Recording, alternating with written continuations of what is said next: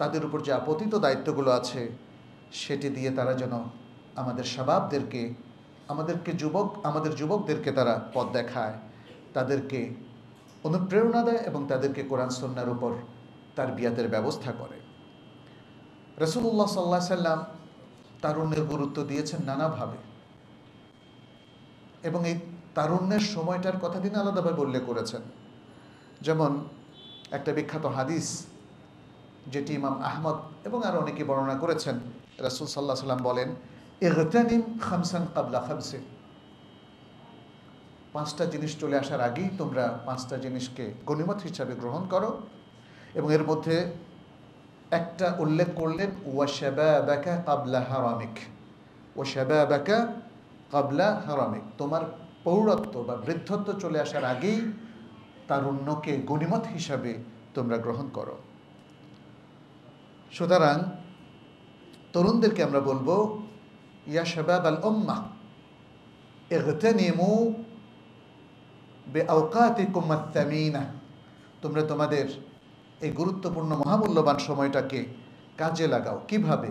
ফি তাআতিল্লাহ, আল্লাহর আনুগত্যে, ওয়া ফি ইত্তিবা'i সুন্নাতি নাবিয়্যিকুম, এবং নবী সাল্লাল্লাহু আলাইহি সাল্লামের সুন্নাতের ইত্তিবা'ের মধ্য দিয়ে আসলে মুসলিম তরুণদের তারা যাই করুক না কেন তাদের সকল প্রোগ্রাম হতে হবে আল্লাহর তাআতের পথ ধরেই, এবং তাদের সকল প্রোগ্রাম হতে হবে আল কোরআন এবং আস সুন্নাহর নির্দেশনার আলোকে।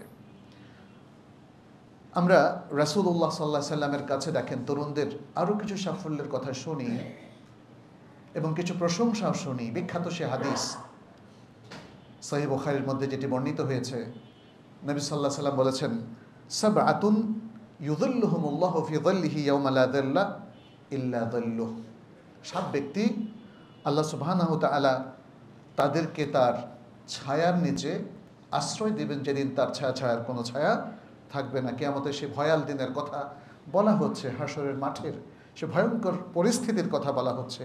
সেখানে 7 জন ব্যক্তি শুধু আল্লাহর কাছে আশ্রয় পাবেন, তার ছায়ার আশ্রয় পাবেন, এবং তার মধ্যে একজন হলো ওয়াশাবুন নাশাআ ফি ইবাদাতিল্লাহ, শাবুন নাশাআ ফি ইবাদাতিল্লাহ, সেই যুবক, সেই তরুণ যে আল্লাহর ইবাদতের উপর পরিপালিত হয়েছে, গড়ে উঠেছে। সুতরাং তরুণদের জন্য এটা চমৎকার একটা তৌজিহ, নির্দেশনা, যে তারা তাদের জীবনকে আল্লাহর ইবাদতের উপর গঠন করবে, তৈরি করবে।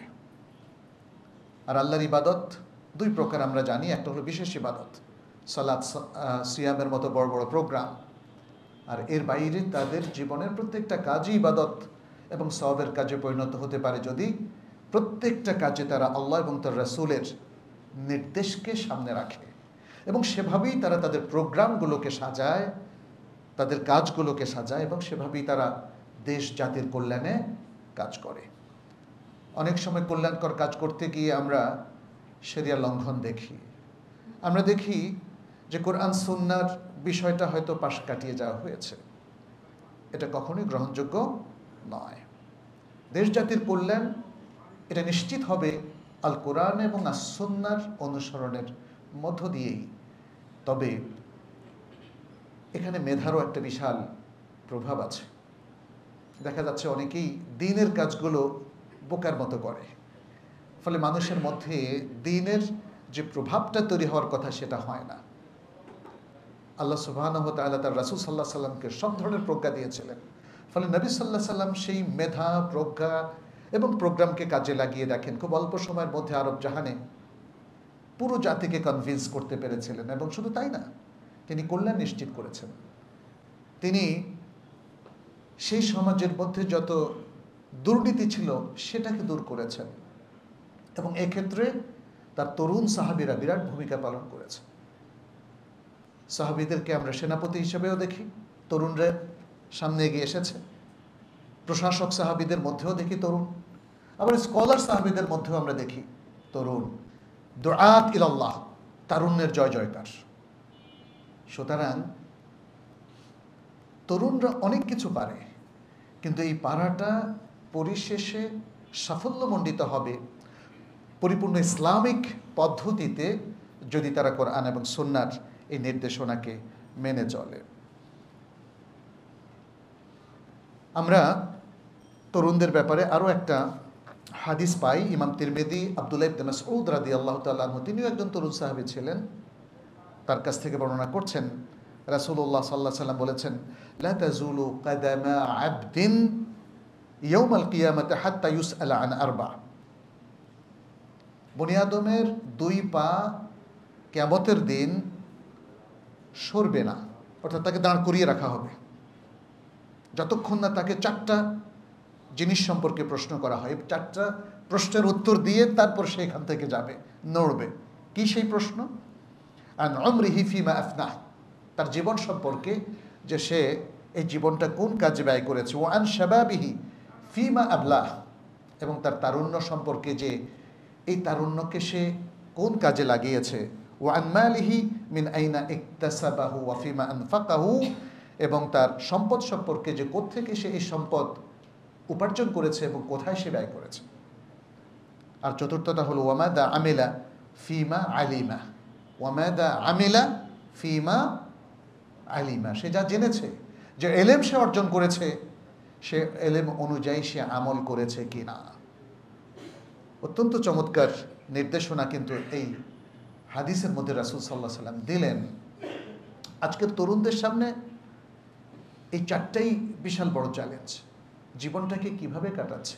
আড্ডা দিয়ে, অনৈতিক সম্পর্ক স্থাপন করে, কিংবা দেশ জাতির বিরুদ্ধে ষড়যন্ত্রে লিপ্ত হয়ে কিভাবে তারা ব্যয় করছে, নাকি গঠনমূলক কাজে, আল্লাহর ইবাদতের ক্ষেত্রে, সুন্দর নৈতিকতার মধ্যে থেকে মানুষের কল্যাণ সাধনের মধ্য দিয়ে। তাহলে এটা একটা গুরুত্বপূর্ণ বিষয়। তাদের যৌবনটাকে সে কীভাবে কাজে লাগাচ্ছে। সারা পৃথিবীতে আমরা দেখছি তরুণদের জন্য বিশাল ফিতনা কিন্তু তৈরি করা হচ্ছে, তাদেরকে এঙ্গেজ করা হচ্ছে যে সব কিছু আমাদের জন্য ক্ষতিকর সেগুলোতে এঙ্গেজ করা হচ্ছে, তাদেরকে অনলাইনে। এখানে তরুণদের একটা বিশাল এডিকশন আছে, আমরা দেখতে পাচ্ছি।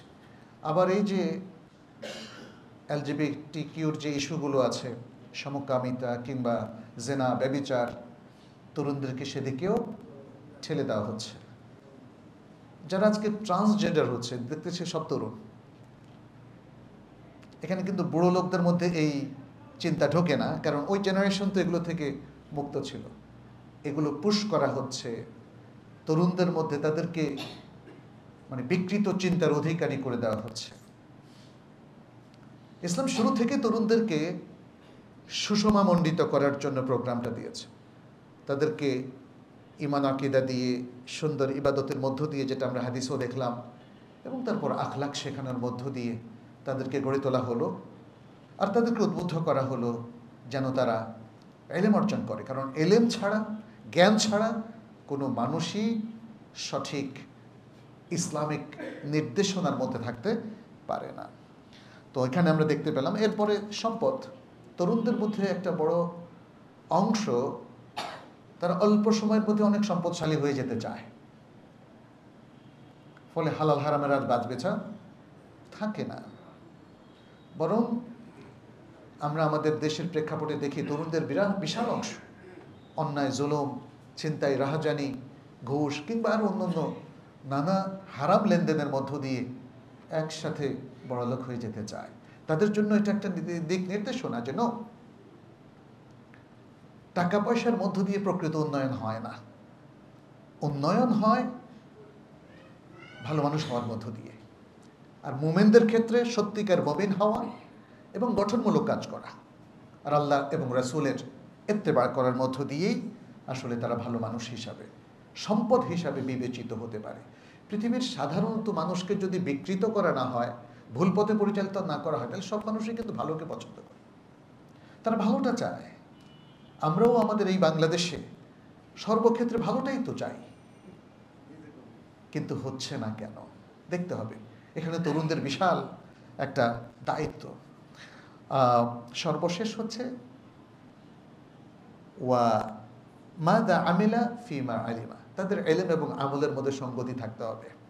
এলেম এবং আমল এটা সবারই, কিন্তু তরুণদের ক্ষেত্রে তরুণদের তারবিয়া হবে, তারা শিখবে এবং আমল করবে। এটা সাহাবায়ে কেরামের মধ্যে আমরা দেখেছি।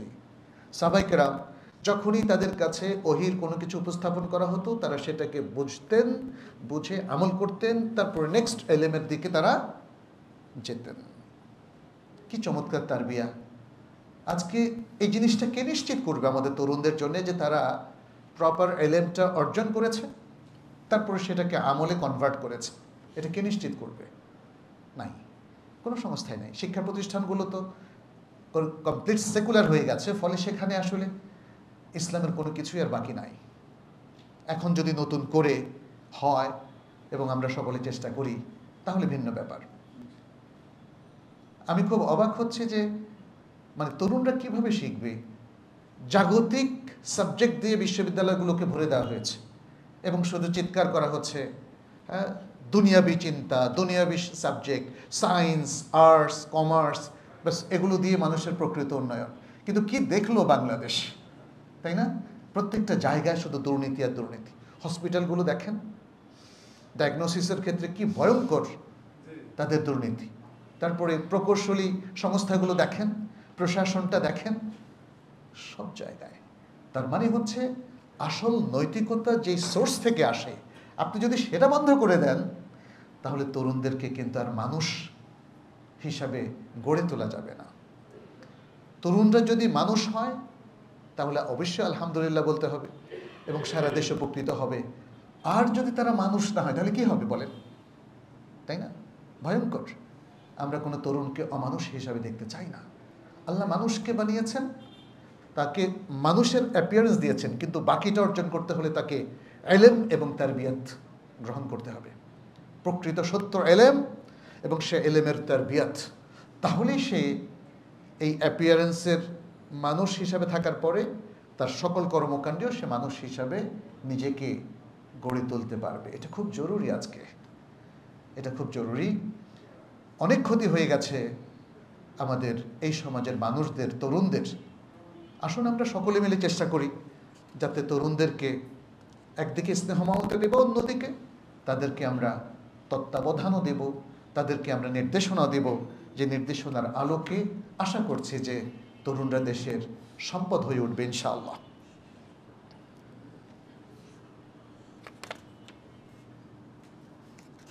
তরুণদের মধ্যে যেটা দেখি যে রাসূল সাল্লাল্লাহু আলাইহি সাল্লাম যে জিনিসটা তাদের মধ্যে প্রতিষ্ঠা করেছেন, সেটা হলো সালাহুন ফিদ দ্বীন ওয়াদ দুনিয়া, দুনিয়া এবং আখিরাতের সালাহ, সংশোধন, কল্যাণ। সালাহ বলতে কল্যাণকর সকল দিক, এটা সংশোধনকেও অন্তর্ভুক্ত করে এবং ভালো সকল কাজকেও অন্তর্ভুক্ত করে। ইমাম আহমদ একটা হাদিস নিয়ে এসছেন আনাস রাদিয়াল্লাহু তাআলা আনহু থেকে। আনাস বলছেন, কানা শাবাবুন মিনাল আনসার 70 রাজুলান ইউকালু লাহুম আল কুররা।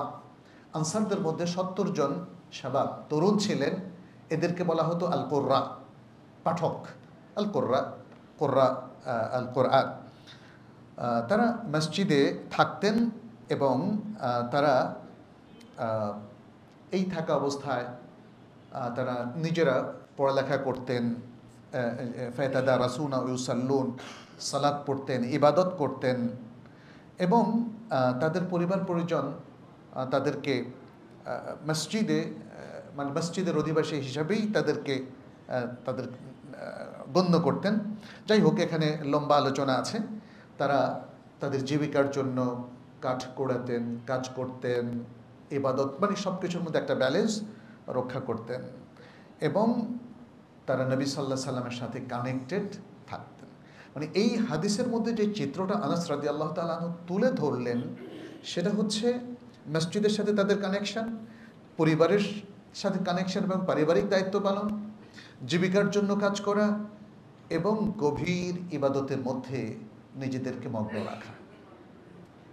চমৎকার একটা ব্যালেন্স আমরা এই হাদিসের মধ্যে দেখলাম।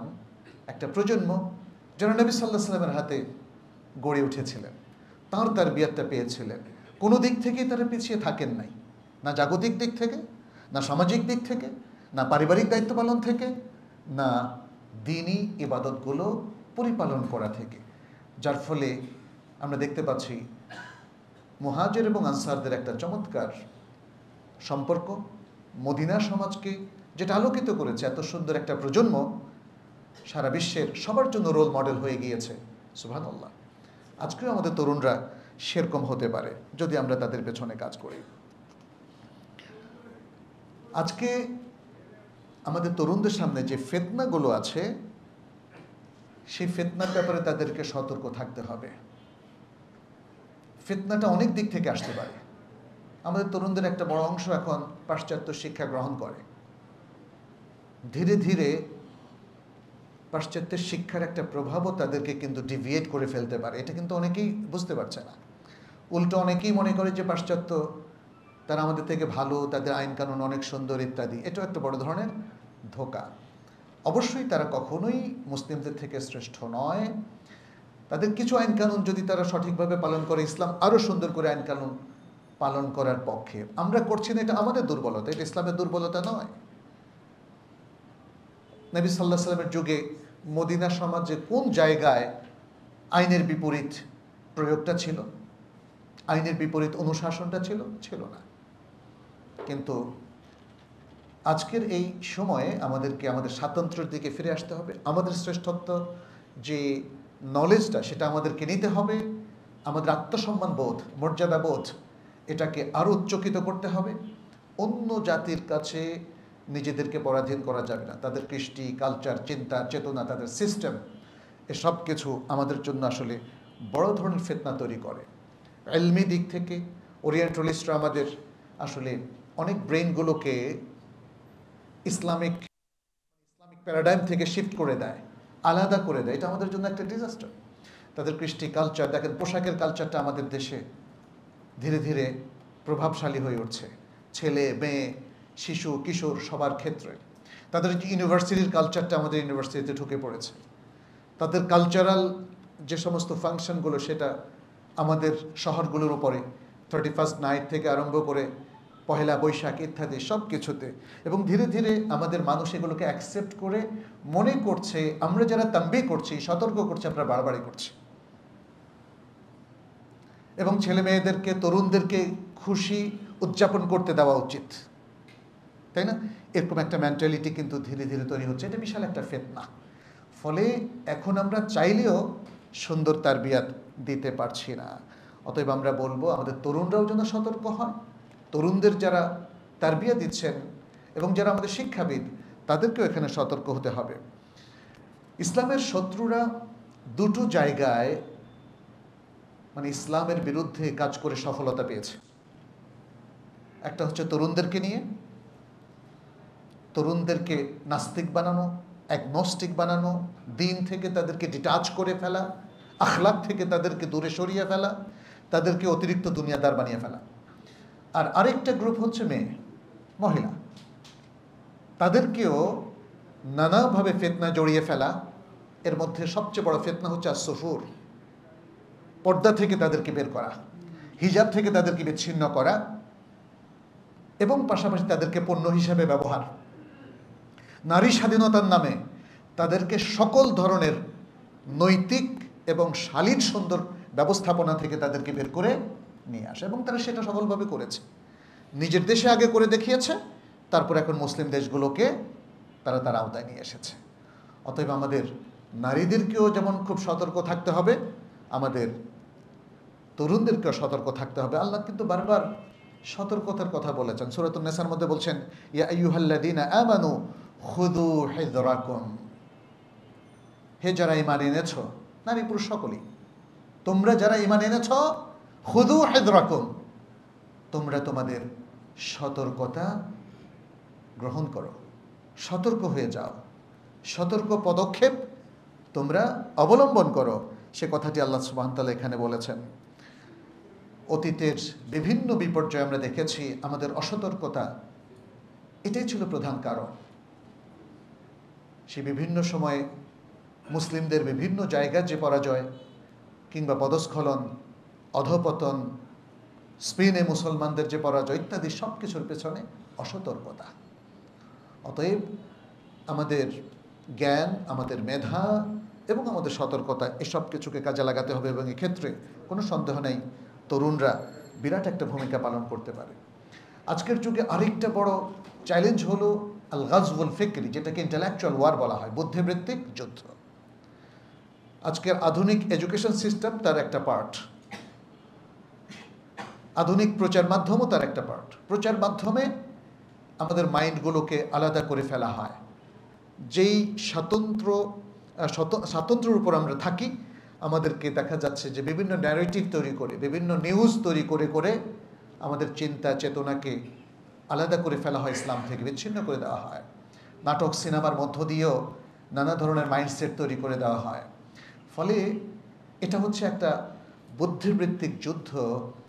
ধীরে ধীরে মানুষ বুঝে ওঠার আগেই তার চিন্তা চেতনা পাল্টে যায়। আজকের মুসলিমরা কেন প্রতিদিন কোরআন তেলাওয়াত করে না? যারা তেলাওয়াত করে তারা কেন অর্থ বোঝে না? এটা কি সাহাবাদের মধ্যে ছিল? ছিল না প্রিয় ভাইরা।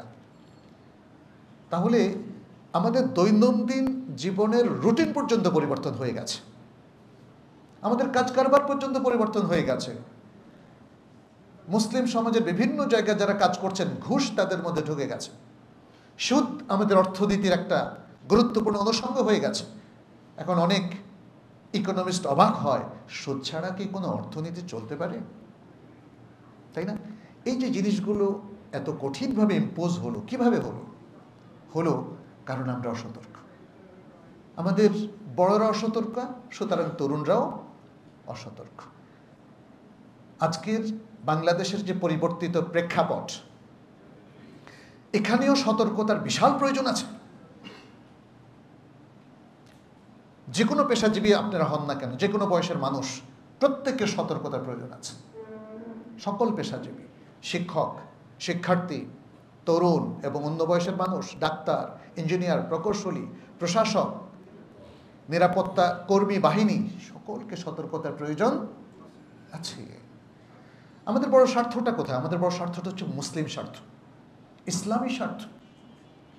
আর ইসলামী আসলে কোনো ব্যক্তিগত স্বার্থ না, এটা হলো আল্লাহকে সন্তুষ্ট করার স্বার্থ। আল্লাহকে সন্তুষ্ট করাটাই হচ্ছে সবচেয়ে ভালো মানুষ হওয়ার জন্য গুরুত্বপূর্ণ ক্রাইটেরিয়া। আল্লাহকে সন্তুষ্ট করার জন্য যদি কাজ করা হয়, তাহলে কোরআন সুন্নাহ মানার বিষয়টা চলে আসে এবং তখন আর ব্যক্তিগত স্বার্থের দ্বন্দ্ব এখানে তৈরি হয় না।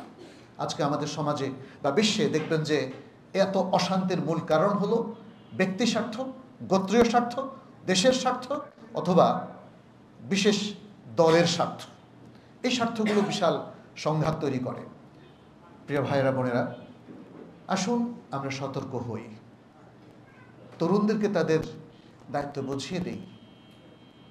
আজকে যত জায়গায় দুর্নীতি ঢুকেছে, এই তরুণদেরকে অন্তত দুর্নীতিমুক্ত রাখার যদি একটা সুন্দর তারবিয়া দেওয়া যায় এবং তাদের হাতে কোরআন সুন্নাহর সঠিক জ্ঞানটাকে ধরিয়ে দেওয়া যায়, তাহলে আশা করা যায় যে তারা পথ হারাবে না।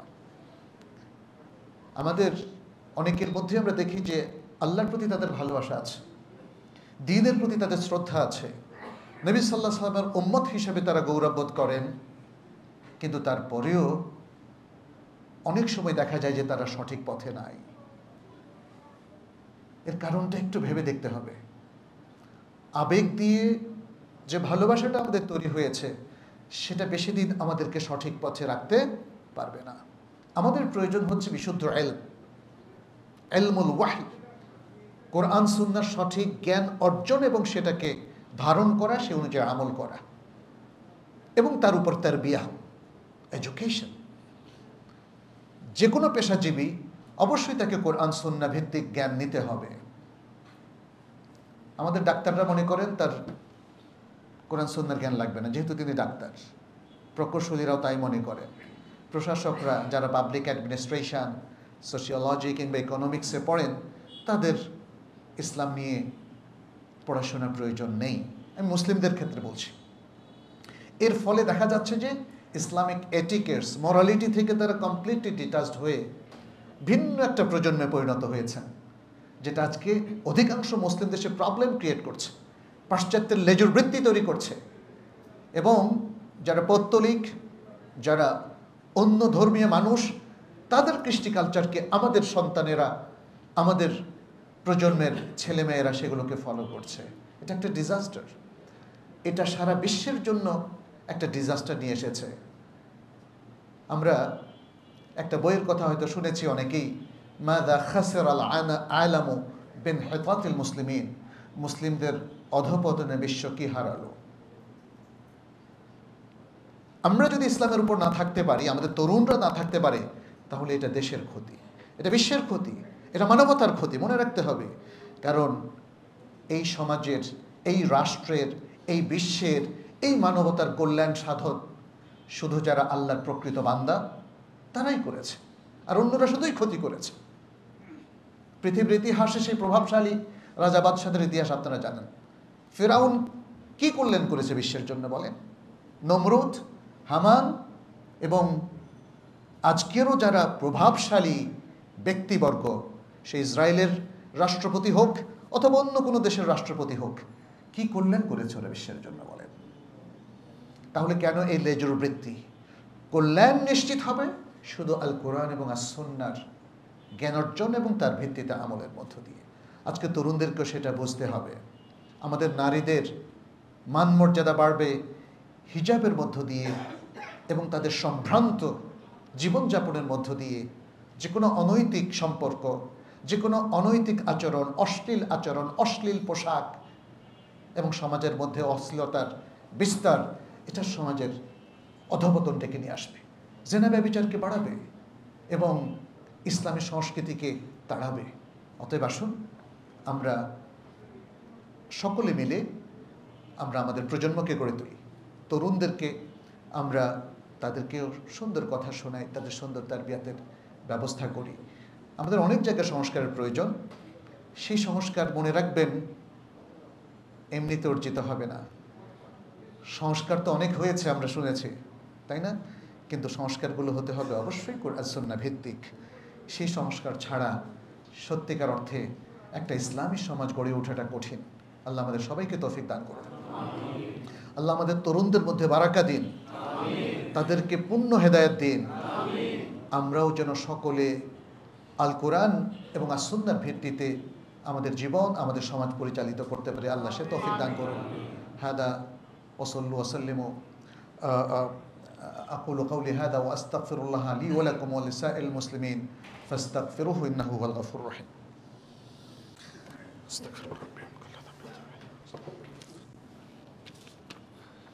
আলহামদুলিল্লাহি রাব্বিল আলামিন ওয়াল আকিবাতু লিল মুত্তাকিন ওয়া উসাল্লি ওয়া উসাল্লিমু আলা নাবিয়িনা মুহাম্মদ। আল্লাহুম্মা সাল্লি ওয়া সাল্লিম ওয়া বারিক ওয়া আন'আম আলা নাবিয়িনা মুহাম্মদ।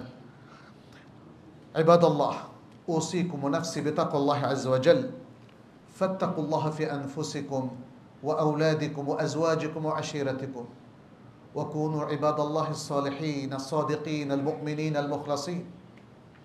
اللهم تقبل منا إنك أنت السميع العليم وتب علينا إنك أنت التواب الرحيم. أيها المسلمون, আমরা যে কথাটি বলেছিলাম, আসুন সমাজের সকল মানুষকে, বিশেষ করে তরুণদেরকে আমরা ইসলামের সম্পদে পরিণত করি।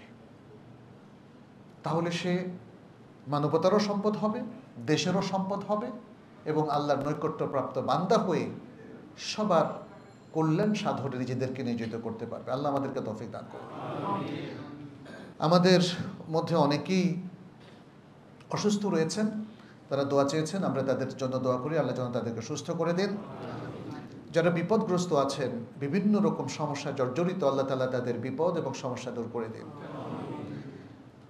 আমাদের সমাজে এবং আমাদের সমাজের বাইরেও প্রচুর মানুষ নির্যাতনের মুখোমুখি মাজলুম অবস্থায় আছেন।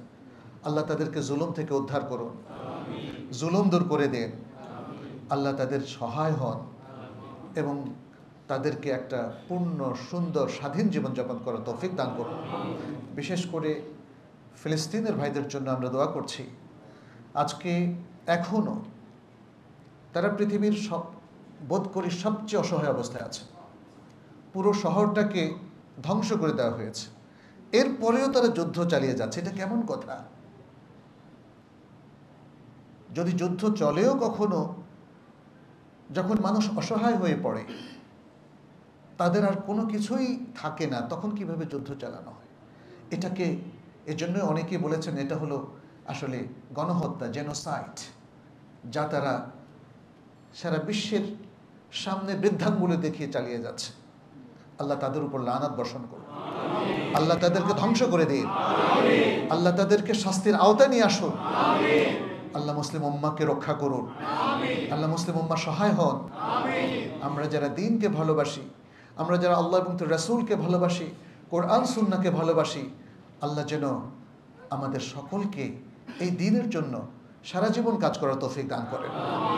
হাদা সাল্লু ওয়া সাল্লিমু আলা নবিয়িনা মুহাম্মদ ফাকাদ ক্বালা আল্লাহু সুবহানাহু ইন্নাল্লাহা ওয়া মালাইকাতাহু ইউসাল্লুনা আলান নবী ইয়া আইয়ুহাল্লাযীনা আমানু সাল্লু আলাইহি ওয়া সাল্লিমু তাসলিমা ওয়া ক্বালা আন-নাবিয়্যু সাল্লাল্লাহু আলাইহি ওয়া সাল্লাম মান সাল্লা আলাইয়া মাররাতান সাল্লাল্লাহু আলাইহি বিহা আশারা আল্লাহুম্মা সাল্লি ওয়া সাল্লিম ওয়া বারিক ওয়া আন'im আলা নবিয়িনা মুহাম্মদ ওয়ারদ আল্লাহুম্মা আনিল খুলাফা'iর রাশিদিন ওয়া আনিস সাহাবাতি আজমাইন وأنا معهم بعفوك وكرمك يا أكرم الأكرمين اللهم أعز الإسلام والمسلمين اللهم أعز الإسلام والمسلمين اللهم انصر الإسلام والمسلمين اللهم انصر الإسلام والمسلمين في كل مكان وفي فلسطين وفي العالم كله يا رب العالمين اللهم تقبل منا إنك أنت السميع العليم وتب علينا إنك أنت التواب الرحيم اللهم فرج هم المهمومين من المسلمين واقض الدين عن المدينين واشف مرضانا ومرضى المسلمين يا رب العالمين